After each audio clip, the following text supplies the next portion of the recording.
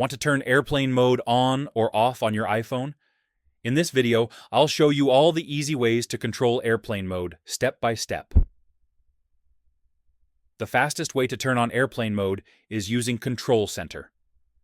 Swipe down from the top right corner of your iPhone screen. When Control Center opens, tap the airplane icon. When it turns orange, airplane mode is on.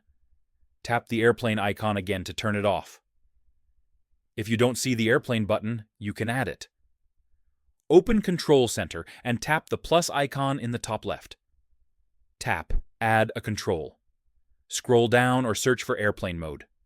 You can add it as a single button or inside the connectivity group. You can also drag controls to rearrange them. Another way to turn on airplane mode is through Settings. Open the Settings app. At the very top, you'll see the airplane mode toggle. Turn it on or off from here anytime. When airplane mode is on, your iPhone turns off cellular data, Wi-Fi, Bluetooth, and GPS. You can still manually turn Wi-Fi or Bluetooth back on if needed. It's also a quick way to disconnect from everything with one tap. And that's it. Now you know how to turn airplane mode on or off on your iPhone. Like and subscribe for more easy iPhone guides.